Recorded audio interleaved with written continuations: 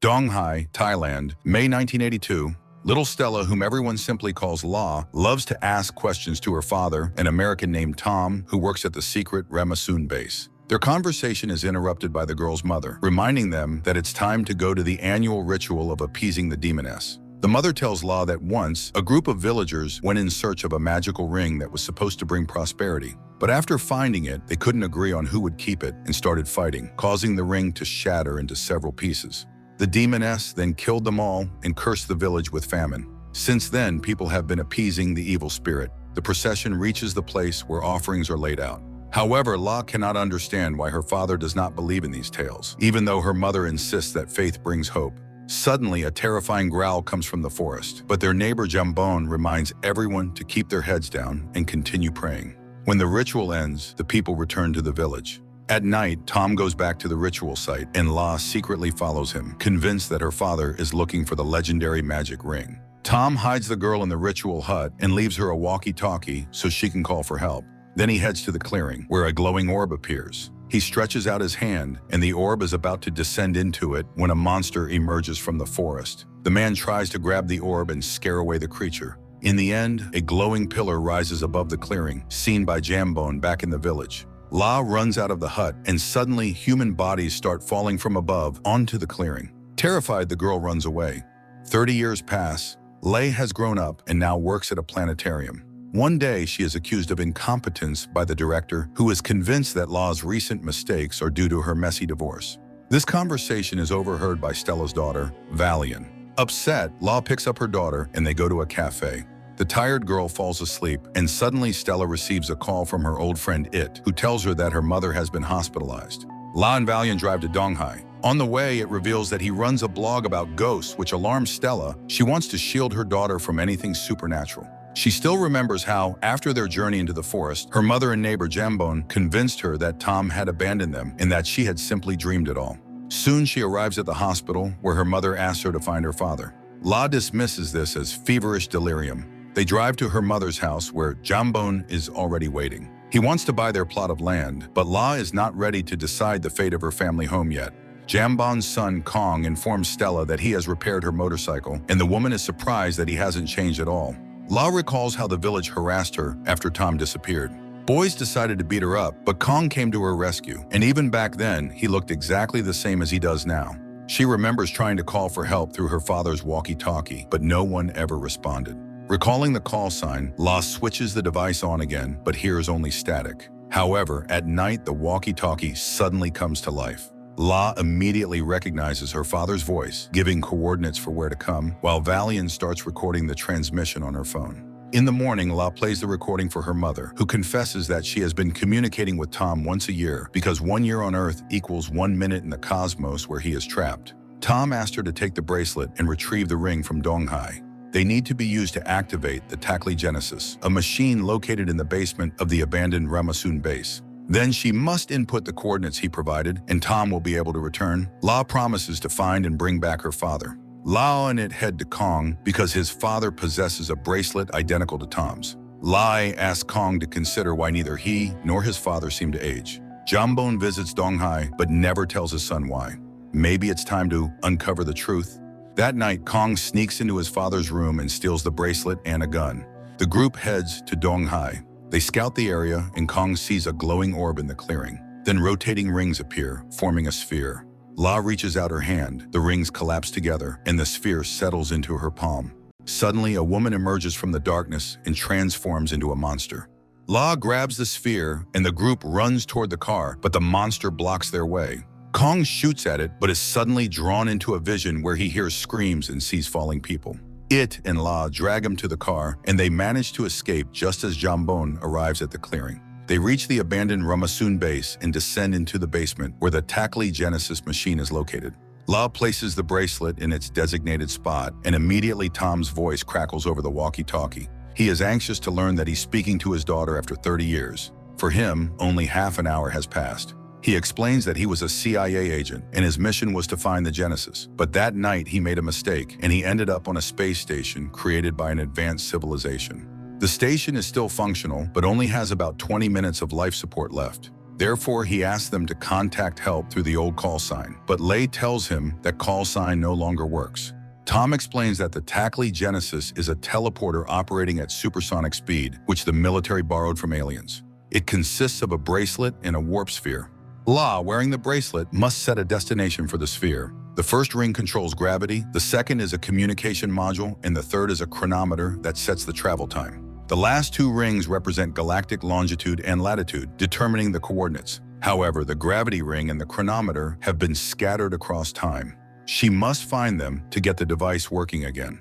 One is located around 5,000 years BC and the other in a distant future. Only by gathering all the parts can she save her father. Tom reminds her that the warp sphere takes everything within a 5-meter radius along with it and wishes her good luck. La and Valiant prepare for the journey when It and Kong decide to join her. They are transported to a mountainous region where they spot a camp of cavemen. However, prehistoric zombies soon appear nearby and attack the group.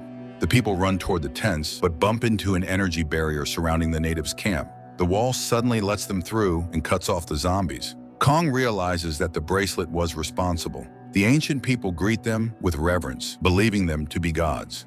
La assumes that the barrier was created by the missing part of the ring and that if they take it, the tribe will perish. But it reminds her that they would die anyway from the famine already affecting them inside the dome. Meanwhile, Valiant befriends a local boy, Martin, while Kong activates the warp sphere, which locates the missing ring part and pulls it in. However, at the same moment, the barrier disappears and the zombies attack the people.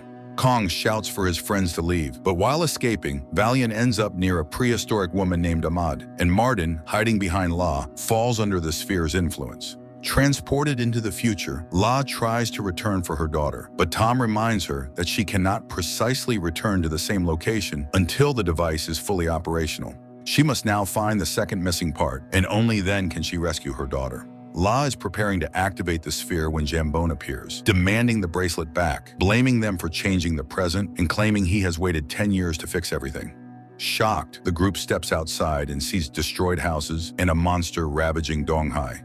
Still, La is determined to first save her daughter.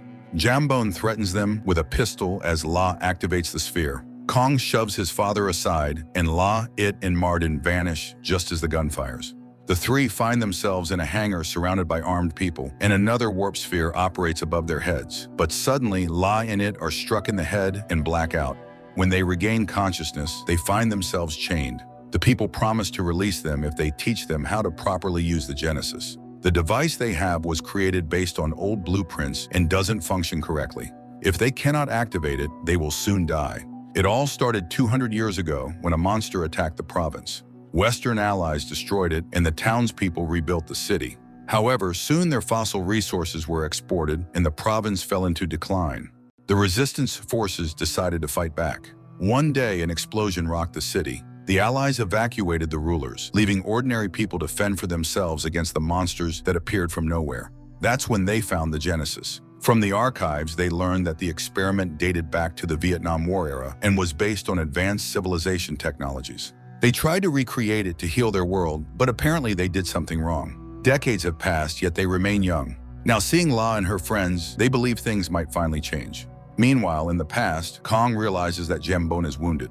His father tells him that in 1964, during the initial Genesis experiments, he and General Levan's daughter were captured and used as test subjects. The girl was educated and quickly figured out how to operate the device. They managed to jump through time, but the soldiers got caught in the sphere's effect, causing them to shift several times before escaping pursuit. However, Levan was wounded, and when they arrived in Dongghai, she was reborn as a monster. Jambone had hoped to find a cure after learning that the temporal portal remained open. That day, many bodies fell from the sky. Among them, a wounded Kong. The boy lost his memory, and Jambone called him his son. But now Kong is free, and Jambone asks him to take him to Levan. Meanwhile, in the future, the young people decide to free La and It. At the same time, Valiant and the prehistoric woman suddenly find themselves inside a movie theater in 2024. Valiant is overjoyed to be back home, but when they exit the theater, they see a giant monster destroying the city outside. Meanwhile, La agrees to teach the youth how to operate the warp sphere, but warns them of potential risks. The team decides to test the sphere on a captured dinosaur. La trains the girls to control the sphere, while two of the guys keep watch over the sky. The sphere activates and the dinosaur disappears from the cage, but almost immediately alarm sirens start blaring. Missiles are flying toward the city. Suddenly, the dinosaur reappears and attacks the people. However, it seems to flicker, shifting through the hangar. La asks them to return her bracelet and sphere, realizing what the mistake was. But just then, the dinosaur materializes right in front of them. The resistance fighters come to their aid. Together, they manage to destroy the beast. However, one of the lookouts on the roof is killed, and enemy forces are closing in. La suggests that everyone leave with them, but the young people insist on continuing the fight. Unexpectedly, the girl leader confesses that every time they activated the warp sphere, it caused a rupture in time, history changed, and chaos followed. Meanwhile, Valiant discovers that Amade is wounded. She seats her in a chair and treats the wound with some found alcohol. La learns that the alien invention had destroyed its creator's own universe even before humanity emerged. She urges the young fighters not to give up. The girl leader then gives La the last missing ring and shows her a model displaying the temporal fractures, on which La spots Valiant. The girl explains that La must return to the Ramasun base and send a signal into space. Then everything will be restored, and they will save their universe. Unexpectedly, she says her mother's favorite phrase about hope, something La's grandmother once taught her.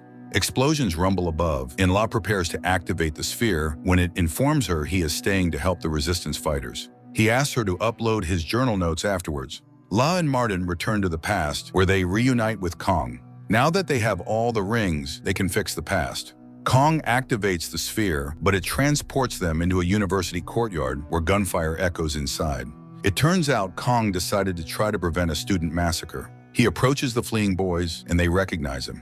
At that moment, Kong remembers everything that happened to him, but then they all come under fire from criminals. Meanwhile, Valiant suddenly sees a zombie and tries to hide. In the past, Kong's friends fall from the bullets. Time-space begins to shimmer and distort, rewriting events and further entangling the situation. Lei begs him to stop using the sphere, but Kong tries again to save his friends. Meanwhile, it takes up arms and sides with the young fighters. However, he suddenly realizes they are hearing a radio broadcast about the student massacre. A combat aircraft appears above them and opens fire, somehow hitting people in the past. Someone from the resistance shoots down the aircraft, and it crashes into the university courtyard, exploding. An injured Lei regains consciousness and searches for Kong, his friend, and Martin, trying to help them escape. At the same time, a zombie attacks Valiant and Amid. La's group is pursued by killers. Kong hands La the sphere and asks her to leave, choosing to stay in his own time. La activates Genesis, and they find themselves in 2024, where Amade is being bitten by a zombie, and Valiant sees her mother. Martin also runs toward his mother, but she has already begun transforming, and La pulls the children away. Genesis activates, and they all return to the base. A wounded La begs her daughter to start the machine, just as the Dongghai monster bursts into the room. Martin tries to fend it off while Valiant activates the device. Tom responds and instructs the girl on what to do. They wait for the end as the machine activates. Lei loses consciousness and finds herself under a tall tree, which speaks to her with her mother's voice. She reassures La, telling her that she has won and can choose a new beginning. Then Tom's voice calls out, reminding her that a new timeline is about to start and everything will be all right. In the future, missiles vanish from the sky. Kong is alive, and Levon calls out to Jambone. La wakes up to Valiant's cries and sees Martin's bag in the room. She goes to her mother and breaks down in tears, feeling she failed to bring her father back. But her mother comforts her, saying that her father has become the sky and that they will plant a tree beneath it. Then Valiant brings in Martin, who has learned to write. Later, La takes out the warp sphere and thinks of it, wondering if she might still bring her friend back. A strange movie with an interesting idea but a choppy plot and unpredictable characters. The graphics aren't exactly Hollywood level, but they're also not from the last century. The actors perform well and are quite likable and recognizable to European audiences, which is important. So if you approach the viewing with the right mindset, you can genuinely enjoy it.